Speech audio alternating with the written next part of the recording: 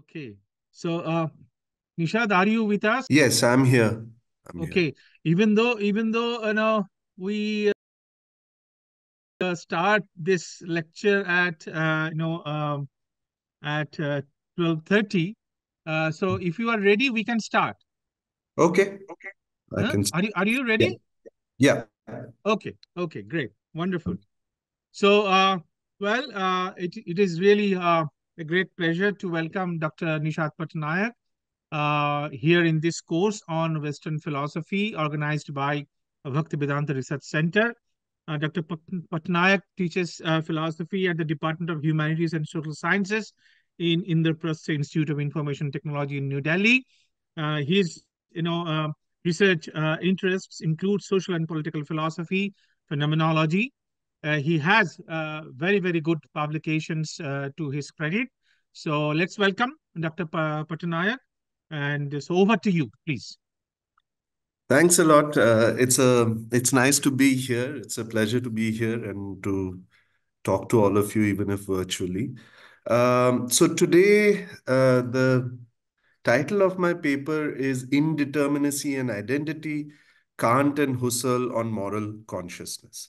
So this is a bit of a neglected area in Husserlian phenomenology in particular. Kantian morality, most of us are familiar with, and it's part of the literature, and everyone, following Kant takes a stand either for or against the Kantian approach. So Kant has been subject to a lot of criticism as well for his formalism and so forth. So today I'm going to kind of set up this comparison between Kant and Husserl, and some of you might not be too familiar with the Husserlian side of things, although I'm sure most of you are familiar with the Kantian ethical discourse.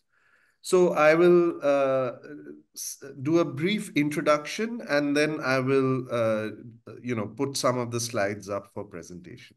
So let me begin. I'll read out. In recent years, there's been a renewed interest in the transcendental dimension of Husserl's phenomenology and its relation to Kant's inauguration of what is known as the transcendental problematic in his three critiques. In this paper, I will focus on the manner in which the two thinkers articulate the transcendental problematic with respect to the theme of moral consciousness, that is, the self-constitution of a moral subject. I attempt to set up a dialogue between Kant and Husserl by locating their distinct yet closely connected conceptions of moral subjectivity or selfhood within their respective articulations of the transcendental field of cognition.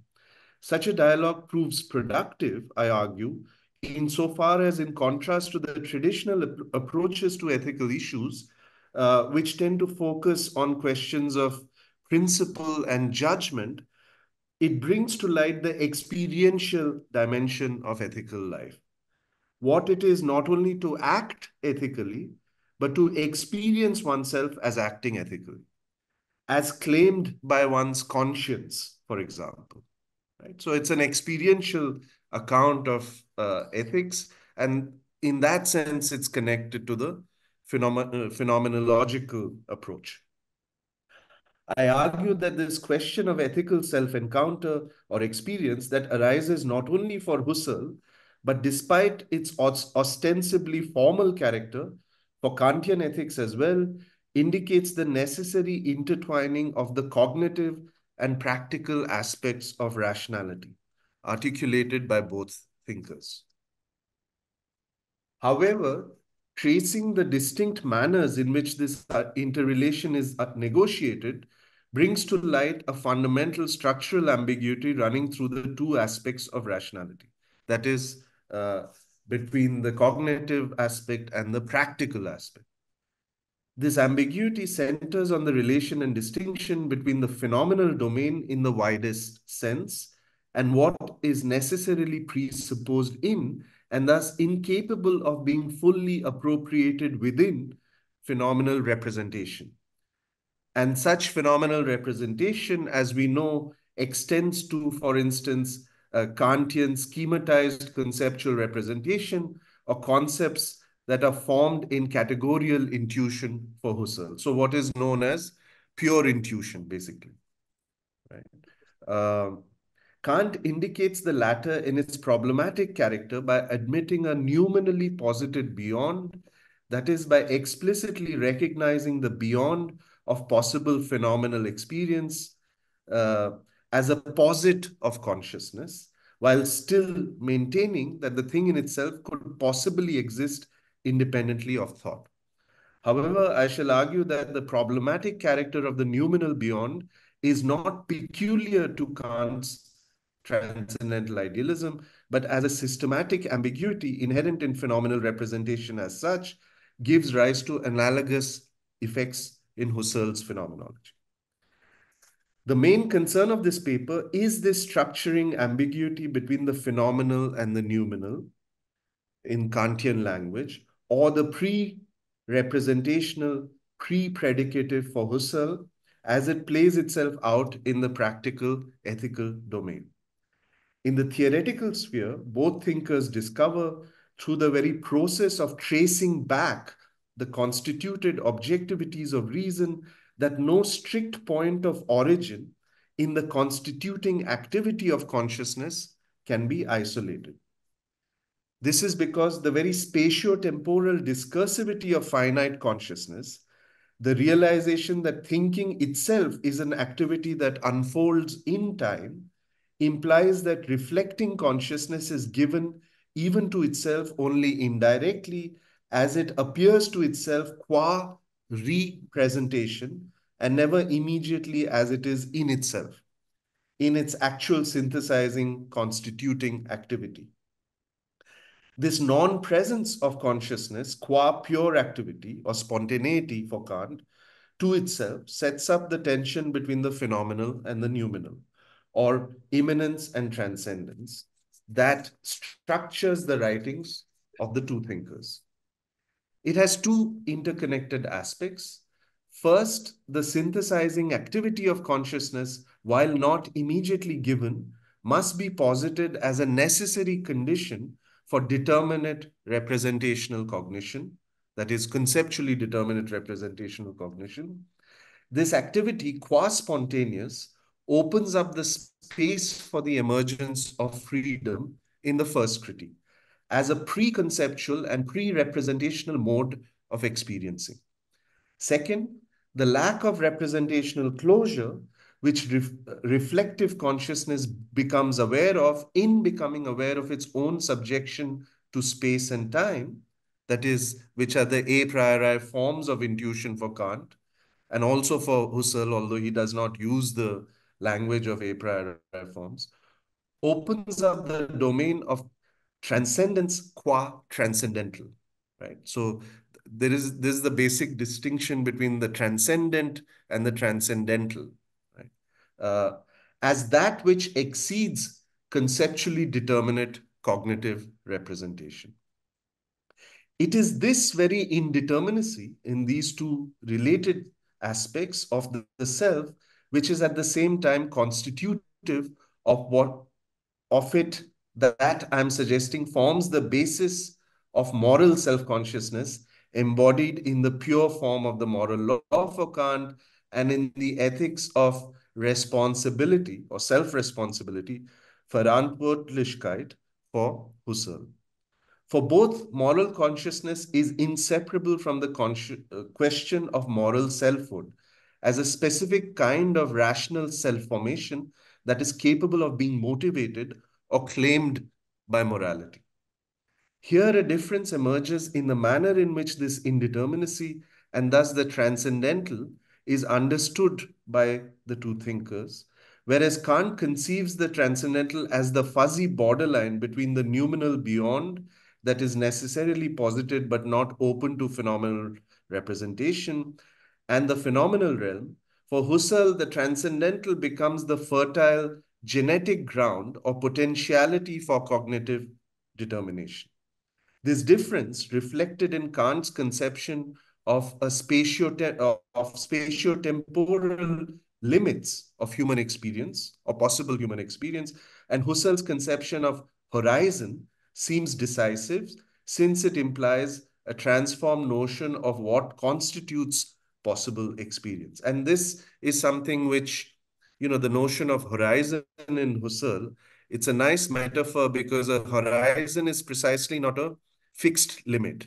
Because as you approach the horizon keeps receding, right? So whereas a limit is a fixed limit beyond which is the unknown for Kant. With Husserl's conception of a spatio-temporal horizon of experience, it seems that nothing lies beyond the realm of possible experience. That is, beyond the reach of possible, reflective, intuitive determination and articulation. What this means is that, you know, it is the potentiality for conceptual determination that is opened up. That does not mean that one gets the entire, one catches hold of this potentiality as a whole all at once. But it's the potential for infinite conceptual determination. In that sense, it's a what is known as a closed infinity, right? As opposed to a hard limit beyond which one cannot go. However, since I'm suggesting this divide reflects a dynamic structuring tension, it is impossible to unequivocally identify the protagonists on either side. Rather, on either side, one can discern structural effects, usually attributed to the other system, and correlatively rediscover in each system the problematic that was supposedly confined to the other and overcome in this particular system, owing to its specific manner of conceiving our spatio-temporal finitude. We are now in a position to trace the effects of this tension in the Kantian and Husserlian conceptions of moral self-consciousness. Okay, now let me share my screen and start the presentation. It's just wait, hang on. Can you see No, the not yet. screen? Not yet.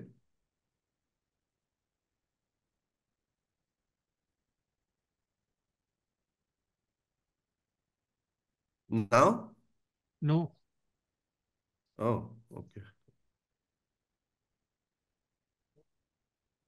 I did share screen, so No.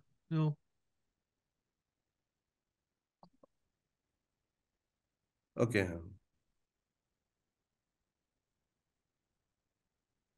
Okay, let me just continue in case Yeah, sure. uh, it's not, I mean, I can do it without Okay. it also because these are basically the quotes that I have, which I was Okay. not planning to read out because it's going to make it very long. Right. But let me, because I have a written paper, so let me Okay. continue. Okay. The guiding question of the second critique is, quote, is pure reason sufficient of itself to determine the will, or is it only as empirically conditioned that it can do so? Mm. The question is not whether the will can be rational in the ordinary practical sense, whether given certain objectives, it can follow a rational course of action in achieving those objectives. Rather, the question is, can reason itself be the unconditioned determinant of the will, such that a truly rational will is motivated by reason alone and no other empirical considerations? This formulation equates a rational will with a free will, since it is only a will determined through reason alone that is truly unconditioned. This opens up an apparently unbridgeable distance between the empirically conditioned sensible realm and the unconditioned supersensible realm of reason or freedom. So, this is a quote. Uh, At this point, there appears a concept of causality justified in the critique of pure reason, though subject to no empirical exhibition. This is the concept of freedom. And if we can now show that freedom does, in fact, belong to the human will, and thus to the will of all rational beings, then it will have been proved not only that pure reason can be practical, but that it alone and not the empirically conditioned reason is unconditionally practical. So this initial strict separation systematically underpins all the subsequent distinctions between Kant's practical philosophy and is the source of the formalism that it is often charged with. This formalism seems to prevent Kant from seeing that unconditioned freedom has significance only to the extent that it manifests itself as a determining ground of the will within the concrete possibilities of moral life. Without such sensible articulation, the idea of unconditioned freedom seems an empty construct of reason, which can exercise no real moral claim upon us as one of our highest or innermost possibilities that we ought to realize. So, in his analysis of the second critique, Husserl raises precisely this objection. For Husserl, uh, uh, Kant's strict separation of the sensible realm from that of pure reason leads to the Widersinnigkeit, that is nonsensical or countersensical notion of an empty, nonsensible conception of the moral will, which stems from his overlooking the possibility that the will may be determined through ideal objectivities, which, consonant with Husserl's extension of intuition beyond sensibility in the sixth logical investigation, rests on the intuitive apprehension or constitution, that is, performance of ideal possibilities. Now, of course, I don't have time to go into this, but basically, uh, in the sixth logical investigation, Husserl kind of introduces the notion of what he calls categorical intuition, which is the same in one sense as Kant's pure intuition, right? Which Kant introduces right at the beginning in the transcendental aesthetic, because intuition, a priori intuition is something which is spatio-temporally constituted, or the a priori conditions of any intuition are space and time, which is why Kant calls space and time the forms of intuition. Right? So pure intuition for Kant, and this is going to be a very important idea in Kant, which is going to kind of determine the rest of his critique of pure reason. Not only do we have intuitions in space and time, but we can have a pure intuition of space and time.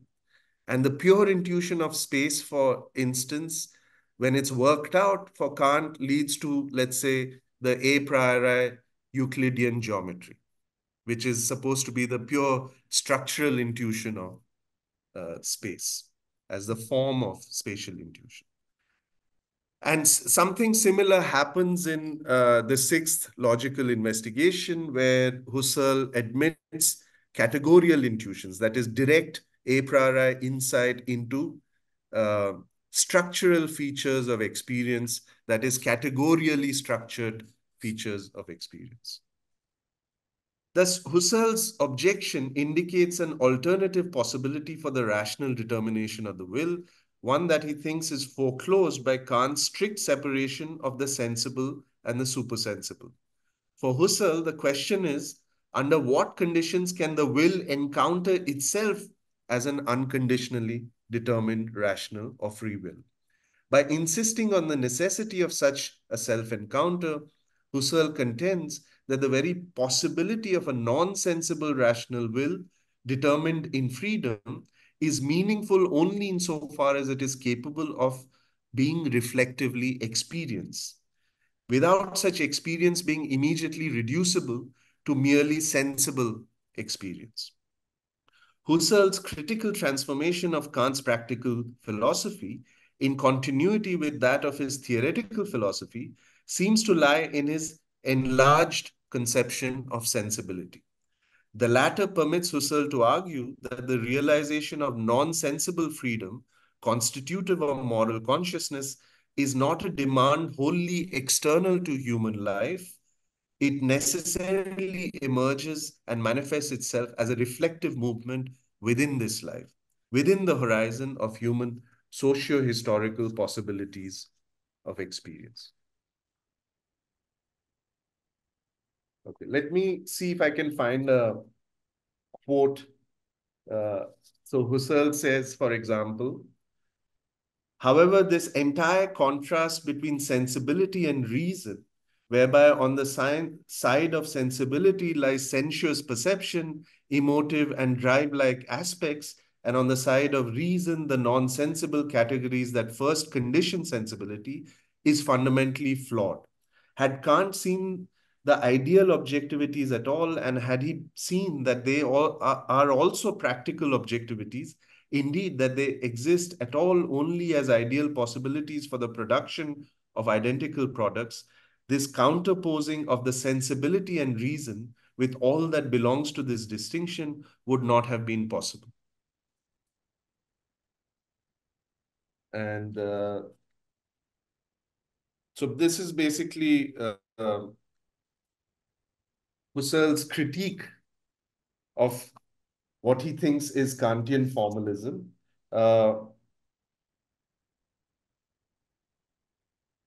He says, for instance, I ask now, that this is Husserl, I ask now, is it possible to think of a willing that is free of all values, also from all feeling? Is such a willing not countersensical, just as a tone without any intensity of tone, or a color without any spread, or a representation without anything represented?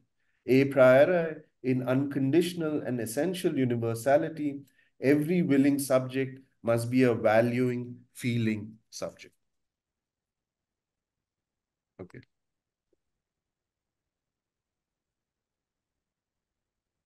So it is clear why Kant would want to resist this move towards concrete determination, since this would imply that the unconditional determination of the will is itself conditioned by its sensible or experiential manifestation. Even if sensibility is understood in the enlarged Husserlian sense, from a Kantian standpoint, the paradox posed by the question of the manifestation of our freedom may be avoided only on the presupposition of the necessary priority and independence of the unconditional ground of determination, absolute freedom, with respect to its reflective, phenomenally conditioned articulation. Yet such a Kantian response would not be as unambiguously formal as it first appears. Uh, for Kantian formalism, I'm arguing, itself points to an important aspect of human rationality and thus of experience in an enlarged sense. That is, our capacity to conceive our unconditioned autonomy and therefore act independently of our ordinary empirical interests. Although the unconditioned cannot be known in empirical experience, it can be conceived and conceived specifically as the determining ground of the will. Moreover, even if this conceived unconditioned represents a fundamental break with respect to empirically conditioned experience, its very conceivability once again serves to re-engage it with such experience. Thus, Kant's practical philosophy again highlights the irreducible interrelation and tension between the phenomenal and the noumenal. Because as you know, the noumenal it is noumenal because on the one hand, it has to be something that is posited by consciousness, by the understanding, and yet it points to something beyond all possible experience. So that's the basic tension. This ambiguity is productive to the extent that the idea of unconditioned freedom is made visible in its distinction both from the supersensible in the ordinary sense of a transcendent in itself and the phenomenal. This peculiar visibility is what the formalism inherent in the categorical imperative achieves. Practical reason for Kant is not simply a matter of acting rationally in mere conformity with the moral law, where the determining ground of the will may be wholly external to its own possibilities. Rather, it consists in acting for the sake of the moral law, and it is through the latter that the will becomes aware of itself as a fully rational will.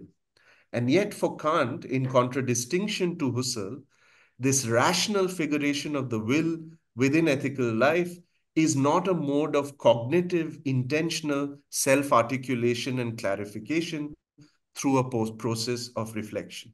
So basically, for Husserl, it seems that this rational self-articulation of ethical will, a pure rationally determined will, is continuous with the cognitive element of self-clarification. So just as in the cognitive realm, Husserl will set up this return inquiry by starting with the conceptually determinate objects of cognition and then inquiring after their genesis, right? After how they come to be in the manner in which they come to be.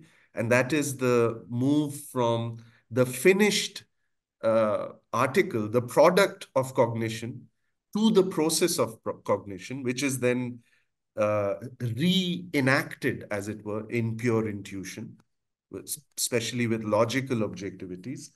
And therefore, there's a continuity between the cognitive and the ethical. For Kant, there is a decisive break, right, between the cognitive, because that remains within the realm of possible experience, and that which lies beyond all possible experience, but must somehow be posited in and through such possible phenomenal experience, namely the causality of freedom. Okay. So, for Kant, it is the moment of negativity or transcendence with respect to the empirical order that constitutes the claim that the rational will exercises upon us.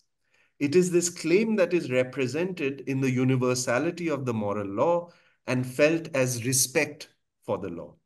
Respect arises from the awareness of a possible movement towards the realization of the unconditioned, towards our supersensible destination, as he calls it. The moral law, therefore, represents the distance between our sensible and supersensible destinations. It is the distance that constitutes its motivating power, right? So it's from the perspective of a finite being, that is finite because spatio-temporally determined and discursive in its thinking, that this distance opens up. And it's this distance that I'm suggesting, the pure negativity, if you will, the transcendence, the moment of transcendence with respect to our empirical existence and cognition, that represents the claim that morality has on us.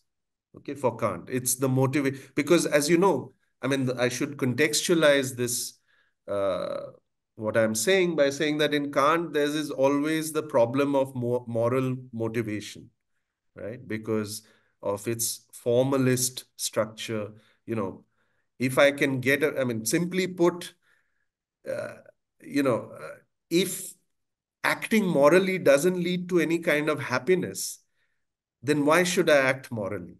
Just for the sake of the universal moral law, right? Why should I be committed to acting morally? Right? And this is a possible response to that problematic in Kant, the apparently formal character of Kant's ethics. What is represented in the positivity of the moral law then is the negative itself. Minimally, the irreducibility of the will to its empirical conditions of determination. However, this very representation of the negative space of freedom in the externality of the moral law, constitutive of the peculiar emptiness of the categorical imperative, turns that freedom into its opposite. And thus, the law itself may be encountered as a wholly external imperative.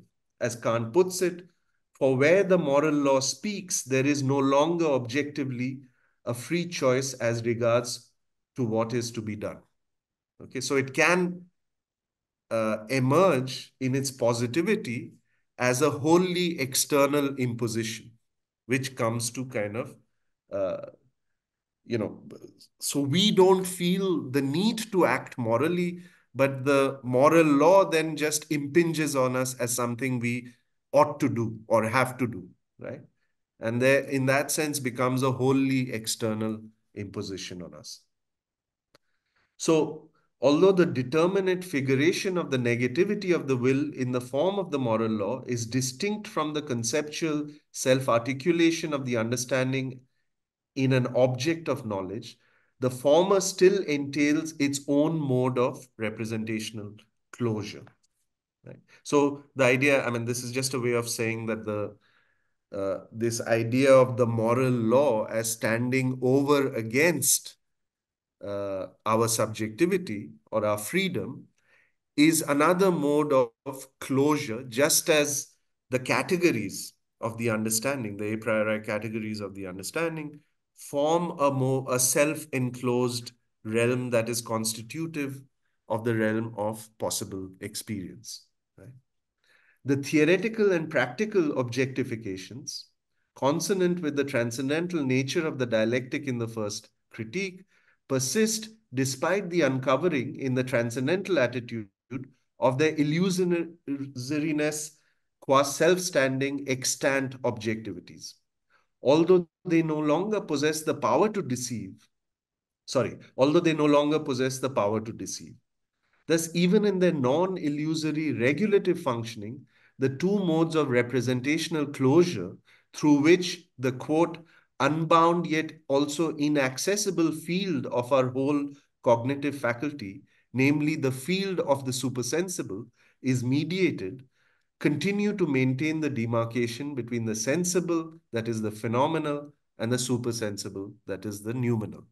Okay, so as you know, in the transcendental dialectic, Kant basically shows how the ideas of reason don't have any kind of uh, actual existence, right? But they have regulative existence, right? So so the logic of illusion that Kant uncovers in the transcendental dialectic is this logic whereby the speculative ideas of reason are taken to be uh, extant, right? And the whole idea is to show that uh, when you become aware of this illusory nature of this existence, those ideas don't disappear since they're necessary posits of the understanding, or rather of reason, but they continue to function in a regulative way. So the analogy he gives, or the analogy which is easy to understand, is that of a mirage in a desert, right? So when you see, unlike ordinary error, where, after some time in the course of further experience, that error disappears and you become aware that it was erroneous, and that something that you saw as a snake is actually a rope, for example, and you have that confirmation, the visual confirmation of it being a rope. In a transcendental illusion, uh, and you can think of a mirage as that kind of an illusion, upon the discovery of it as a mirage, the visual mirage does not disappear. It still appears as if there's an oasis at a distance and so forth. So these are necessary, these kinds of illusions are necessary illusions, but Kant says that they can be made harmless by treating them as regulative rather than constitutive. Okay, so it is in this context that Kant's introduction of aesthetical considerations must be understood. I mean, I will not go into this in detail, but I'm suggesting that this is a possible way of addressing this problematic of the supersensible and how it can be manifest in the sensible without being reduced to the sensible. Uh, if reflective judgment serves a mediating function between the theoretical and practical realms, it is because it tries to articulate the transcendental as an experiencing, as the ceaseless yet as if purposive, that is regulative, movement of rational thought, below the threshold of objective conceptual representation. So, I mean, on the one hand, this move appears to reintroduce experiential content into the apparent formalism of Kant's practical philosophy and thus closes the gap with respect to the phenomenological conception of moral rationality. On the other, it maintains the negative character of this experiencing, for instance, in the aesthetic experiences of beauty and sublimity that Kant elaborates, that is objectified in the universal form of the moral law. Right? So I will not get into detail here on Kant's aesthetics because that will take us too far afield. But as you know, in aesthetic judgment, that is reflective judgment, uh, there is an as if purposiveness and an as if conceptuality, right? So the idea of beauty is that the understanding feels this inner harmony uh, between its imagination and representation without being able to fix that harmony in terms of determinate conceptual representation, right? So in understanding, in the realm of understanding, our ordinary understanding, and therefore our ordinary cognition, we cognize things as conceptually determinate, right? So there is no problem in terms of a conceptual fit. I mean, we only see things as something, right? And therefore conceptually determinate. Whereas in aesthetic experiencing, the concept is not readily given, although we feel a kind of inner harmony, a kind of processive movement between our imagination and phenomenal representation, right? And with sublimity, it's different because it's the very break of that harmony, right, in the sublime. And Kant has wonderful examples of, like a storm at sea is a kind of image of the sublime, right, because it breaks with our ability to conceive.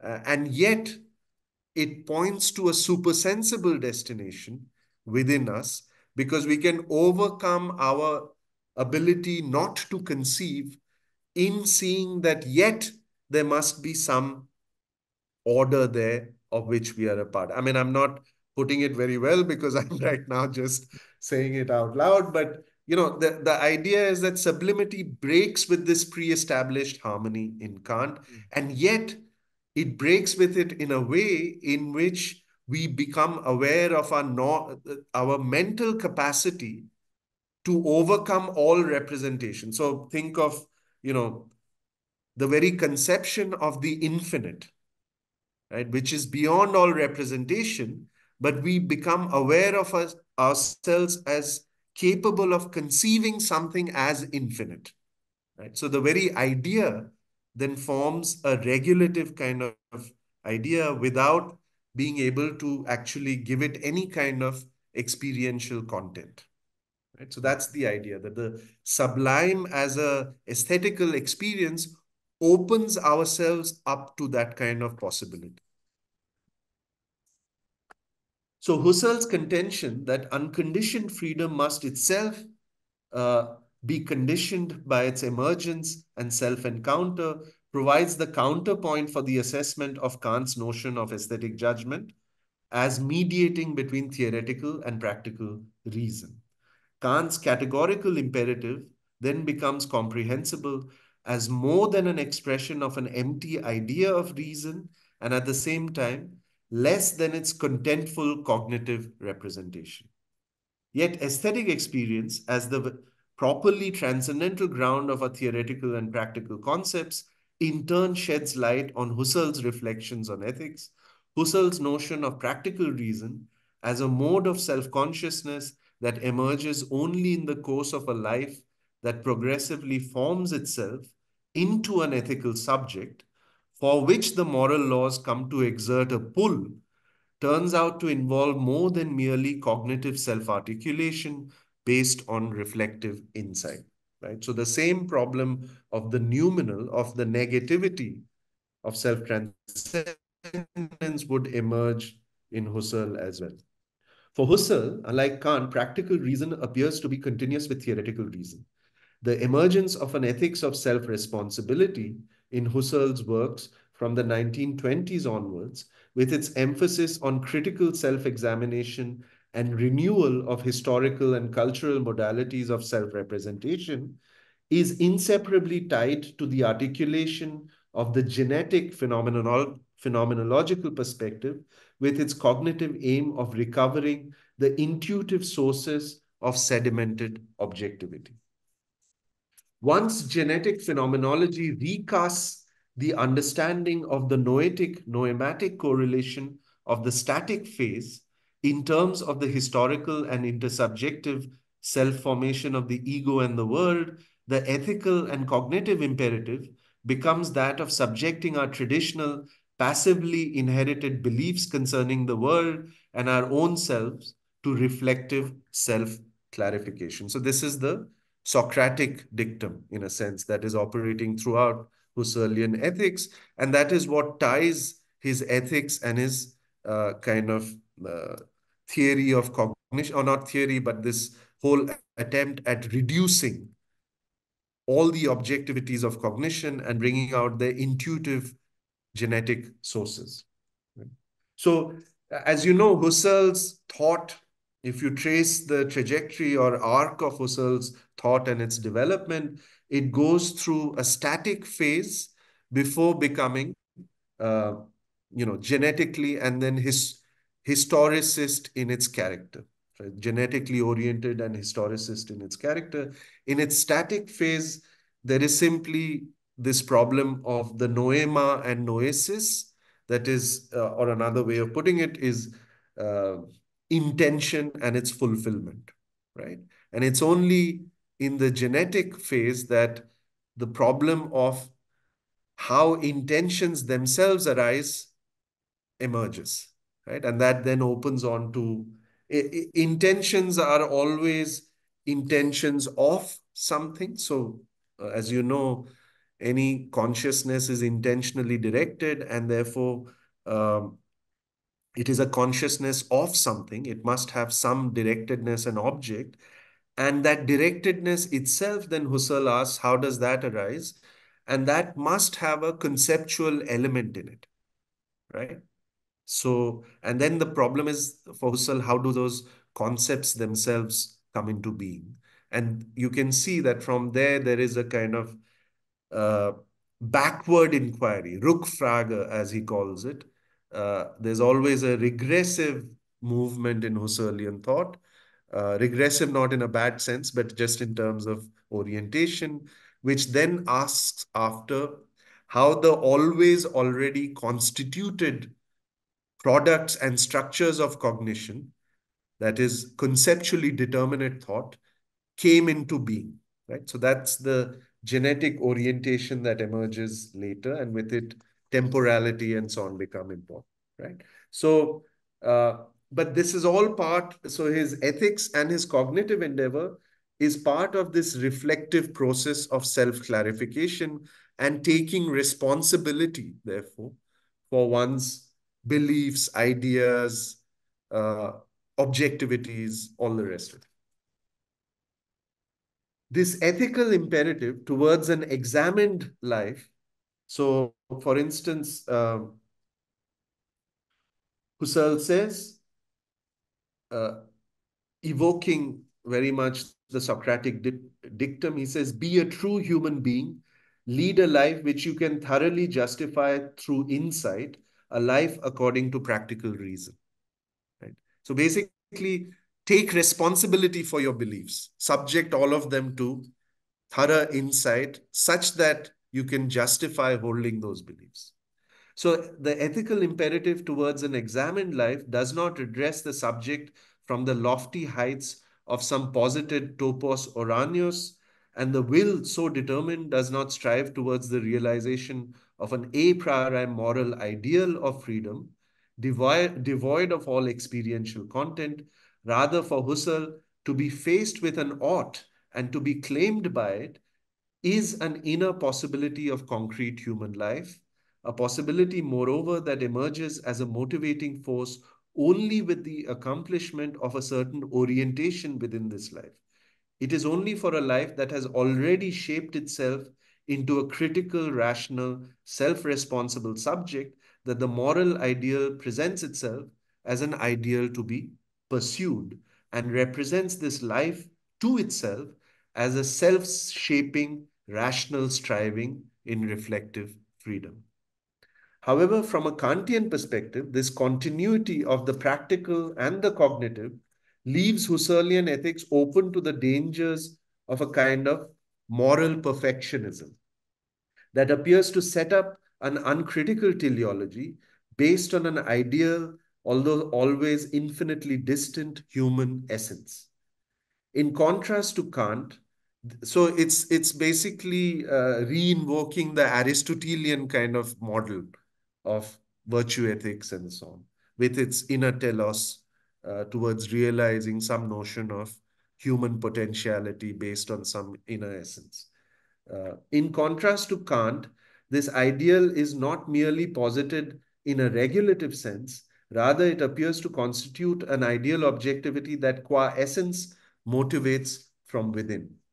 For Husserl, let me see if I can. Anyway, I won't read this quote. For Husserl, unlike Kant, the distinction between the absolute and the relative seems to be drawn within the phenomenal realm, within the realm of possible, even if infinitely deferred, intuitive realization, and points to the problematic of the interrelation between immanence and transcendence that arises in Husserl's theory of recognition, understood as intentional reconstitution, right? I mean, re in brackets, because every form of cognition, if you follow the Platonic model, is a form of recognition. And that's the kind of intentional structure that Husserl is working with. In relation to Kant, the salient feature of Husserl's thinking on ethics, and perhaps its major contribution, lies in its unstinting emphasis on the necessity for the self-articulation of the universal or unconditioned dimension of the rational or moral in and through the self-formation of a life. It is only through this self-formation that concretely unfolding life encounters itself in its unconditioned character, that is, as a subject, quote, capable of choosing itself as freedom. Our subjectivity, as unconditionally free and responsible for itself, is not born fully formed at the instant of the break with sensible experiencing. Rather, the space for the emergence of such a self-reflective freedom, and with it, subjectivity itself, must first be constituted within the horizon of a historicity through which it continues to shape itself and take possession of itself as a life of reason. It is this idea of the constant movement towards self-articulation that ties the Kaizo articles to Husserl's analysis in the crisis of European sciences. How much time do I have? Am I out of time? No, no, no. Please go ahead. Go ahead. Yet in the crisis, we find a considerably refined view of this movement, one that, while posing the question of its inner teleology, transforms its significance in a manner that does not appear to presuppose an ideal essence of humanity as its guiding telos. The moral ideal does not appear at the outset to stand over and above the historicity of reason. Rather, Husserl's emphasis on the self articulation of a life as a rational life means that the latter is inseparable from the immanent historical unfolding of reason, which, in and through its unfolding, comes to reflectively grasp its own inner movement. So, this sounds very Hegelian, and it is actually, bringing out some elements in Hegel as well. But Husserl is rethinking this in the ethical domain in his own way, right? And there is no absolute knowing for Husserl. In becoming aware of its own historicity, reason becomes aware of its own latent possibilities. To the What extent is the meaning that, of recondition, sir? sorry, What sorry, is the meaning of recondition you were telling about? recondition. I said recognition and reconstitution. Yes, reconstitution. Sorry, sorry.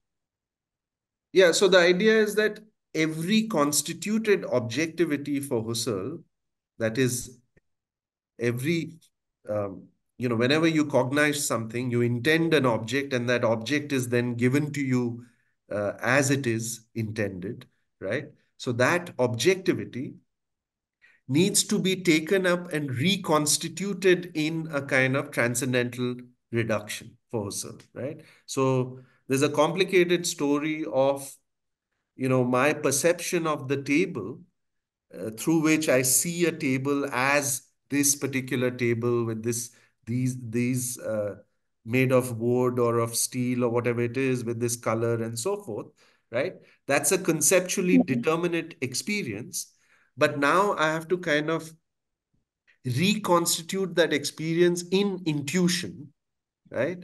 Hmm. Uh, and for that, I need to do a kind of enactment, a kind of intuitive reenactment of those that synthesizing activity. So just like Kant in the cognitive realm, Husserl sees that the object is not given to us all at once, but it is given from its various perspectival mediations, right?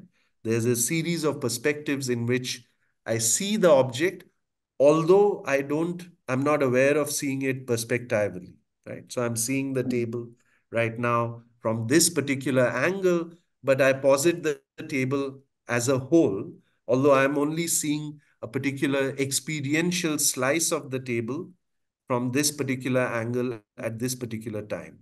So you can see how once you become aware of that, you see that every determinate experience involves a kind of synthetic performance through which Hmm. various uh, perspectives are united. And we obviously, because our thinking is discursive, our experience is temporally and spatially discursive, this doesn't happen all at once. Although we posit the object all at once, we Hmm. don't see it or experience it all at once. And that then brings out the genetic aspect of a kind of performative synthesis that must be happening in experience for us to experience something as a determinate object, right? Yes. So the Hmm. whole idea of the reduction then is to reconstitute this performative experience. Yes. Okay, sir. So another easier example would be, which Husserl himself uses, is let's say the Pythagorean theorem, which once we learn it in school, for example, we just use it for whatever calculations and so on, right? I mean, we don't have to prove it every time. We don't have to see its truth. It just becomes what Husserl calls a sedimented ideal objectivity, Hmm. part of our conceptual furniture, right? Which we can deploy, apply anywhere, and so on, without each time having to prove its truth. But of course, when we learned it, we did perform that proof internally, right? We saw with Hmm. intuition why, it should be the case that, the sum of the squares of the sides is equal to the square of the hypotenuse, right? So if we Yes. follow the mathematical proof or the geometrical proof, we see why this necessarily is true. But once we have seen it, insight vanishes and we just have the finished product as an object, as a sedimented object, ideal Hmm. object in this case, which we can then use. So the whole idea of the reduction is to reduce that sedimentation or to de-sediment those Yes. settled layers of objectivity and reconstitute them in reflective insight. And in Hmm. and through such reflective insight, we then open up other, ultimately, the very potentiality, which is the field of possible experience for sensible determination, right? We see, for Yes. instance, that in what we thought was simply a static object like a table, there is an entire temporal discursive structure involved in its Hmm. comprehension, right? So Yes. further, so it's not simply a matter of reconstituting in through performance exactly that table, but in and through such reflective performance, other dimensions of uh, what is going on in any kind of cognitive activity, we become aware of those other dimensions, like the temporal and spatial dimensions and so Mm. forth. Okay, so that's Okay. the idea, and that's Thank you. what Husserl is extending that analysis to ethics as well, and saying that we have to subject our pre-given beliefs and so on to this form of reflective insight, and through which we can shape ourselves as ethical subjects. And it is this performance itself that is our unconditioned freedom, right? Mm. So it's the Mm. very possibility of suspending judgment, for example, and subjecting things to reflective um questioning or reflective insight that is the manifestation of our unconditioned freedom in this world. So, our subjectivity as unconditionally free and responsible for itself is not born fully formed at the instant of the break with sensible experience. Rather, the space for the emergence of such self reflective freedom and with it subjectivity itself must first be constituted within the horizon of a historicity through which it continues to shape itself and take possession of itself as a life of reason. For this reason, Husserl also calls this process an infinite task, right? There's no end to this process, it's just an infinite task. It is this idea of the constant movement towards self-articulation that ties the Kaizo articles with the crisis of European sciences. So here, the moral ideal in the crisis does not appear at the outset to stand over and above the historicity of reason. Rather, Husserl, I just read this actually. So Husserl says, so let me read it again, since it's a very kind of important idea. The moral ideal does not appear at the outset to stand over and above the historicity of reason. Rather, Husserl's emphasis on the self-articulation of a life as a rational life means that the latter is inseparable from the immanent historical unfolding of reason, which in and through this unfolding comes to reflectively grasp its own inner movement, right? So again, what ties, let's say, the individual subjectivity with this larger historicity of reason is that Husserl recognizes that individual subjectivity is historical through and through, right? That what we take as our beliefs and so on, we don't form them in out of the blue, but we take over established opinions and beliefs from within our situatedness within a certain socio-cultural historical context, right? And it is this uncritical taking over that is being questioned. In becoming aware of its own historicity, reason becomes aware of its own latent possibilities to the extent that reason is, quote, uh, an entelechy which has come to itself, become manifest to itself, end quote. So the moment you hear entelechy, it's obviously an Aristotelian structure, right? Theoretical reason is inherently practical. However, its practicality consists not in direct determination of the will according to a pre-established objective ideal, but in letting the space of reflective autonomy emerge within the horizon of its own unfolding. This implies first that in the crisis, the ideal of a rationally constituted humanity in self-reflective freedom, in its functioning as an arche of the teleological unfolding of reason, is understood in its animate yet indeterminate character. There's no content, obviously, to such freedom. Husserl recognizes that while the ideal of unconditioned universal reason animates ancient philosophy, the very pursuit of this ideal in the subsequent course of the history of thought results in its inevitable transformation and distortion, until in its modern, positivistic, and eventually skeptical variant, it is so far removed from its original animating sense that the latter is almost unrecognizable in it. This is Husserl of the crisis, right?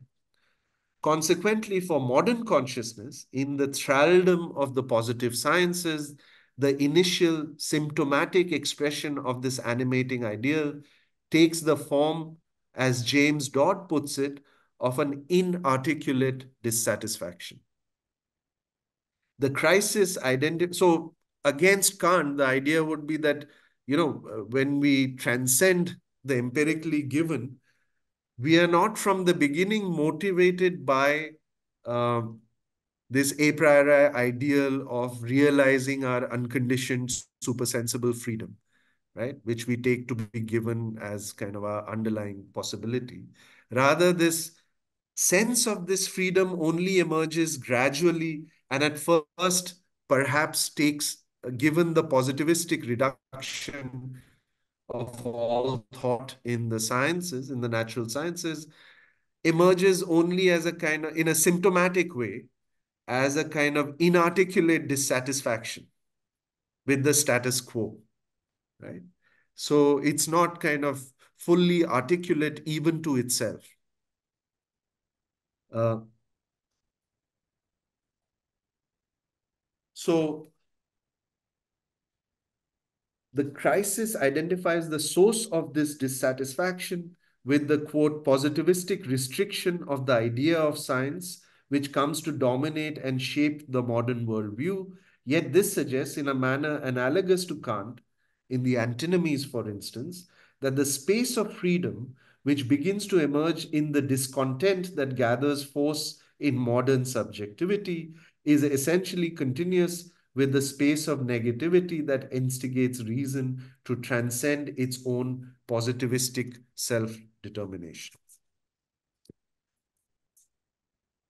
Second, this accounts for why, so these are the homologies or the analogies between Kant and Husserl. Second, this accounts for why a self-responsible, ethical, rational subject can encounter its own freedom only as a life to be continuously accomplished, as an infinite task. Like Kant, for Husserl, autonomy in this sense cannot have any determinate content.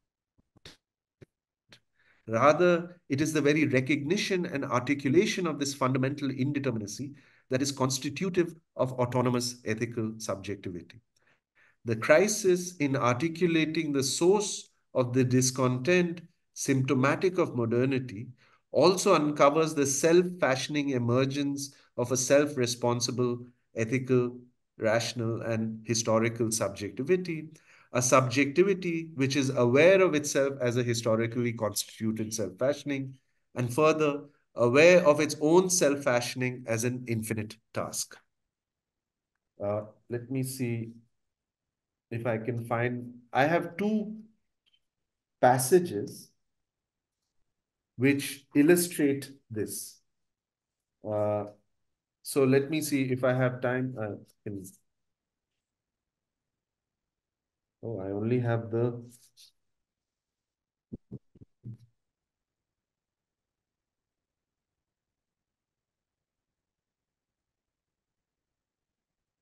Okay, forget it, because I have it only in German. So there's no point reading that out.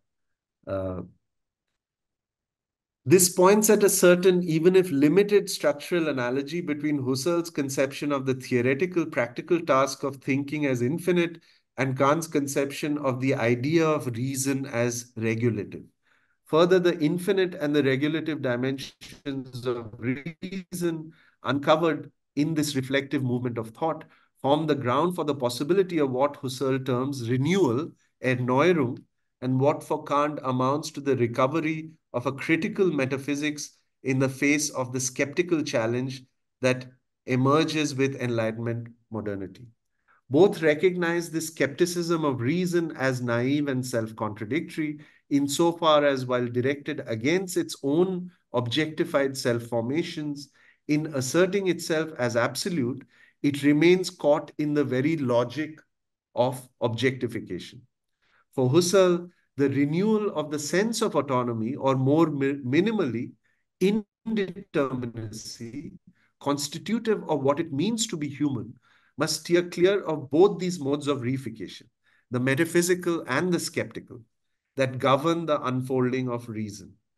The possibility of renewal consists in reason becoming aware of the principle of its own movement and therefore the source of its repeated failures to reach the absolute or unconditioned. In becoming self aware, reason becomes aware of the character of its striving and self shaping as infinite, or for Kant, its ideas as regulative. Two passages in the crisis illustrate the dialectical interrelation between the metaphysical and critical. Uh, okay, these are the passages I wanted to read out, which come to be reified as skepticism. So, between the metaphysical and critical aspects of rational striving. The first passage uncovers the inner relation between rational striving and metaphysical concepts, while also hinting, analogous to Kant's transcendental dialectic, at the reification to which such striving is always subject. So, this is the quote. Thus, the positivistic concept of science in our time is, historically speaking, a residual concept. It has dropped all the questions which had been considered under the now narrower, now broader concepts of metaphysics, including all questions vaguely termed ultimate and highest. Examined closely, these and all the excluded questions have their inseparable unity in the fact that they contain, whether expressly or as implied in their meaning, the problems of reason. Reason in all its particular forms. Here, reason is the title for absolute, eternal, supertemporal, unconditionally valid ideas and ideals. The problem of God clearly contains the problem of absolute reason as the teleological source of all reason in the world, the meaning of the world. Obviously, even the question of immortality is a question of reason, as is the question of freedom. All these metaphysical questions surpass the world understood as the universe of mere facts. This is the first quote, which shows this speculative striving, which gives rise to these metaphysical ideas of absolute and so on, even of God, as the striving of reason, where reason is the implicit element, as it were, because God is simply uh, another name for the absolute, the unconditioned, etc., which is then posited by speculative reason as a necessary condition. Let's say the first uncaused cause, right? Which is the minimal sense of God for the ancients. The second passage marks the emergence of ethical subjectivity as an infinite task for itself, precisely through the historical experience of the failure to find any such absolute ground and the crisis of meaning that results from its positivistic restriction in modernity. It is the very attempt to reach the ideal of the unconditioned of reason that leads to its inner dissolution, that is, of reason's inner dissolution. Reason can determine the unconditioned only in positivistic fashion, and this objectification opens the door to skepticism. Since the positivity of the ideal objects of reason, unlike that of empirical objects, is nowhere to be found, skepticism insists that the source of the unconditioned objectivity of the objects of reason must be restricted to facts. This leads to a rift between the ideality of reason and its objects and the skeptical understanding of objectivity as synonymous with the factual world. However, this split ultimately forces the problematic of the interrelation between reason and ontology center stage as the conscious theme of inquiry, one intimately connected with the infinite task of rational self-constitution. So this is the quote from the crisis, Husserl's crisis. If man loses faith in the absolute ground of reason, it means nothing less than the loss of faith in himself. in his own true being. This truth is not something he always already has with the self evidence of the I am, but something he only has and can have in the form of a struggle for his truth, the struggle to make himself true. True being is everywhere an ideal goal, a task of episteme or reason, as opposed to being which through doxa is merely thought to be unquestioned and obvious. Basically, every person is acquainted with this difference, one related to his true and genuine humanity, just as truth as a goal or task is not unknown to him even in everyday life, through though here it is merely isolated and relative. But this prefiguration is surpassed in philosophy. In its first original establishment, ancient philosophy, it conceives of and takes as its task the exalted idea of universal knowledge concerning the totality of what is. Yet, in the very attempt to fulfill it, the naive obviousness of this task is increasingly transformed into unintelligibility. More and more, the history of philosophy, seen from within, takes on the character of a struggle between the philosophy which lives in the straightforward pursuit of this task, the philosophy of naive faith in reason, and the skepticism which negates or repudiates it in empiricist fashion. Unremittingly, skepticism insists on the validity of the factually experienced world and finds in it nothing of reason and its ideas. Reason itself and its object become more and more enigmatic, reason as giving of itself meaning to the existing world, and correlatively, the world as existing through reason, until finally, the consciously recognized world problem of the deepest essential interrelation between reason and what is in general, the enigma of all enigmas, has to become a theme of inquiry. Right? So it's this idea of the inner dissolution of reason in the very pursuit of its task towards the absolute, inaugurated by the ancients, and the repeated failures to reach that goal. Okay, so how much time do I have? Should I I wind up guess now? I guess now you can wind up if you Okay, want. okay. So let me just then wind up by reading the conclusion. What do we get from this contrast? Uh, it may be correct to say that what separates Husserl from Kant and perhaps the 20th century as a whole from the 18th century is that such a space of reflection can no longer be taken as simply given. That posing in a meaningful sense the question of pure practical reason is itself a unique and powerful spiritual accomplishment. So remember that uh, Husserl is writing in the aftermath of the First World War, and he lost his son. So, he really is in the crisis. He's kind of seeing, of course, there's a crisis of meaning, but that has far reaching consequences and involves also personal loss. So the idea is seen in that context. We can say that, this space of freedom cannot be taken for granted. It has to be continuously striven after and renewed, erneuerung, right? Husserl keeps talking about renewal. Uh,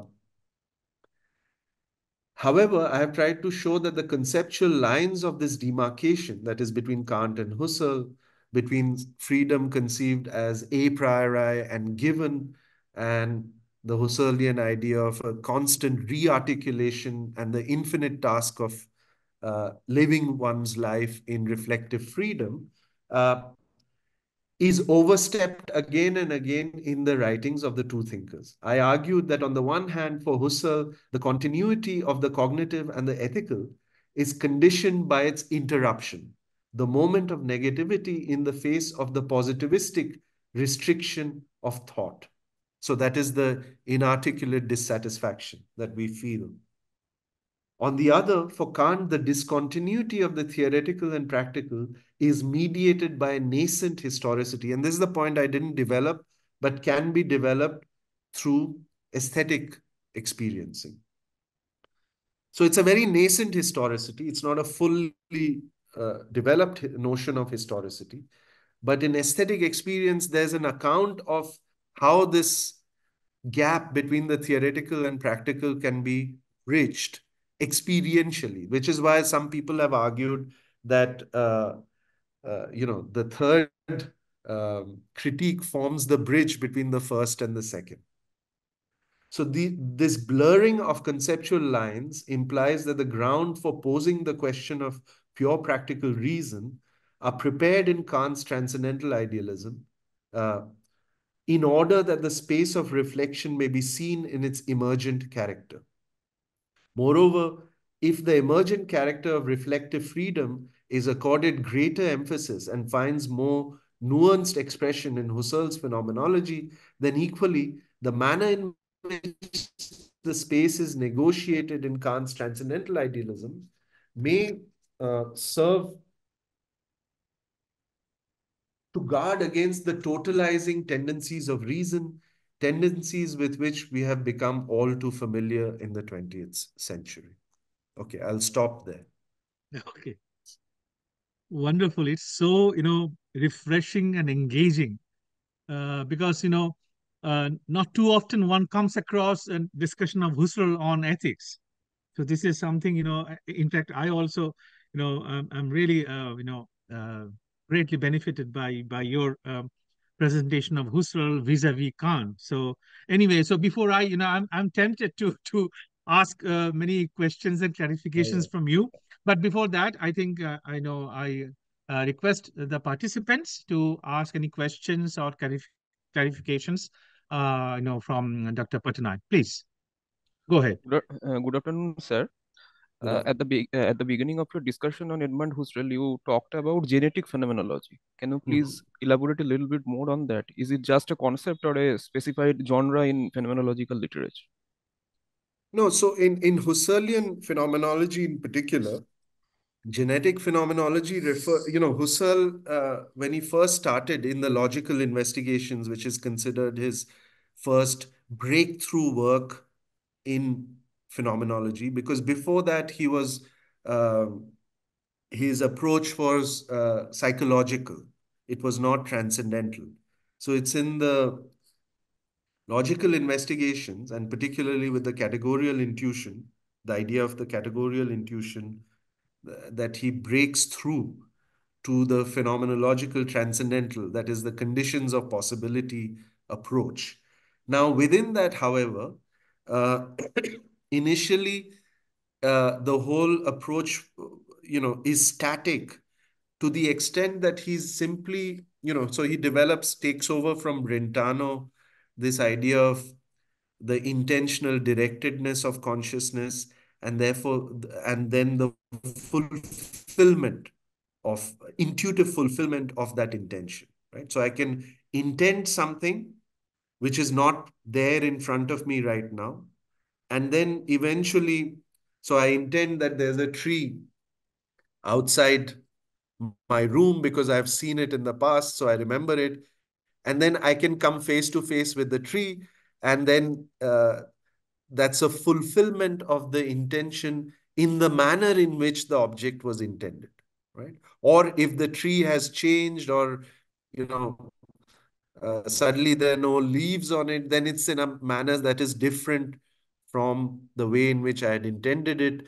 And that then changes in turn my intention. But you can see that this entire structure of intention and fulfillment remains static to the extent that the intention is pre-given in me, right?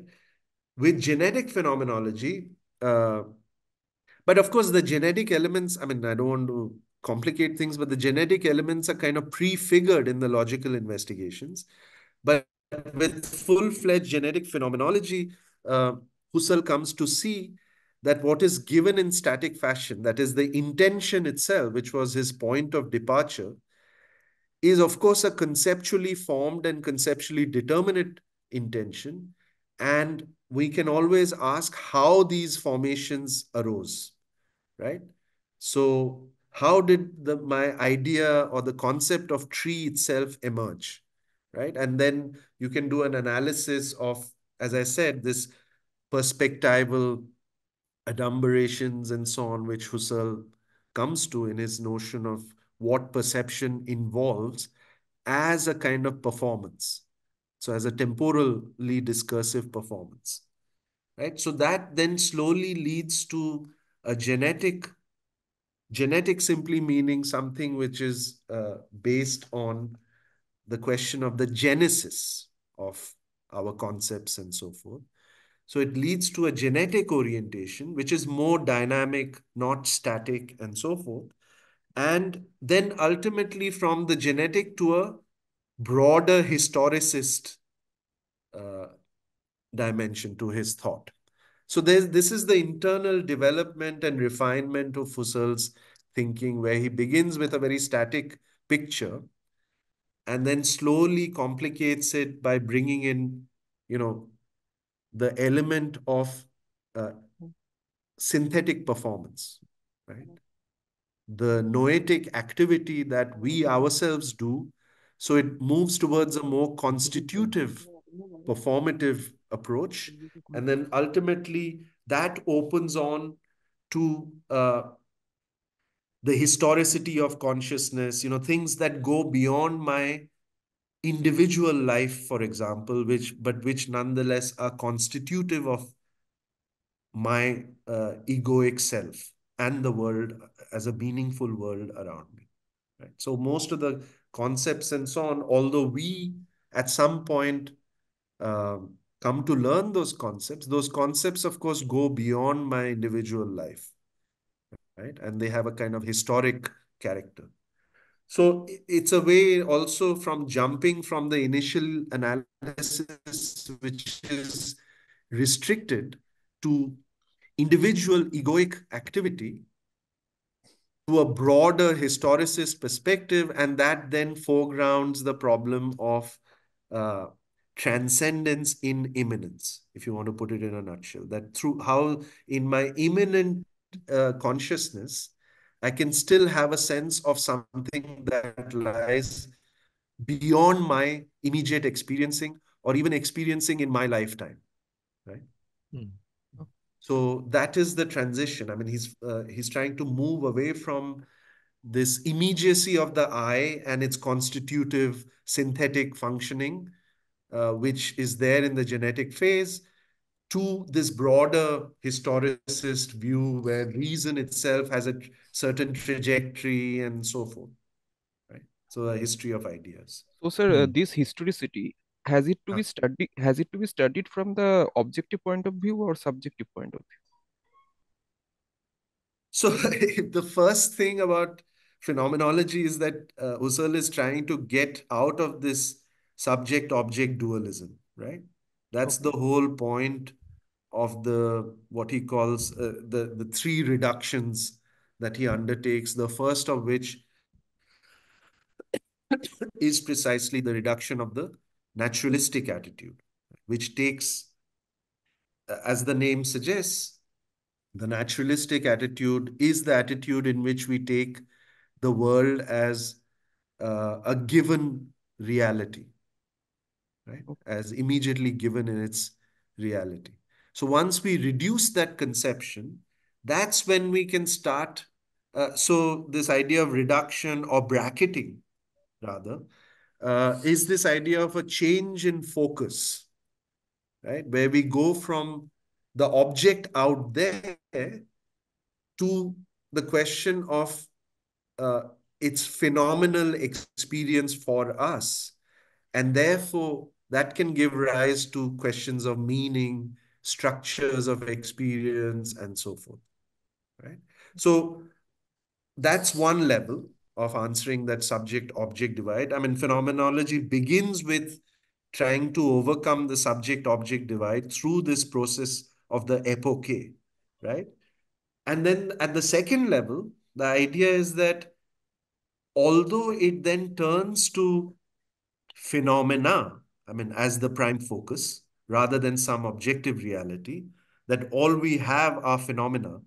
Uh, Within that phenomenal domain, it discovers transcendental structures, which are neither wholly subjective nor wholly objective, right? Because they're the conditions of possibility, to use Kantian language, of any possible experience at all, right?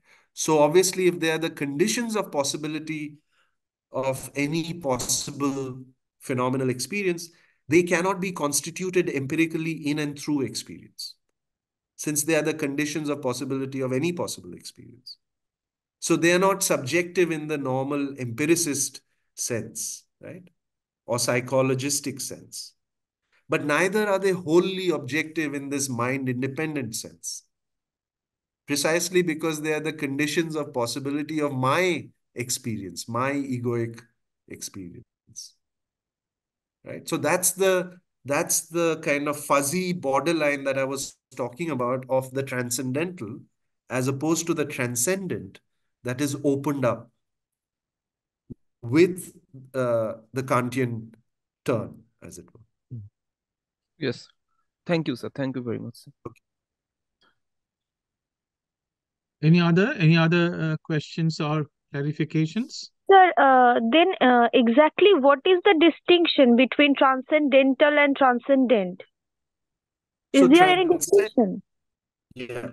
yeah, yeah. Of course there is, yeah. That's the main distinction, in fact. So a transcendent entity could be any mind-independent entity, whether it's a metaphysical idea such as God, or, some reality which is uh, kind of not related, or which is completely independent of uh,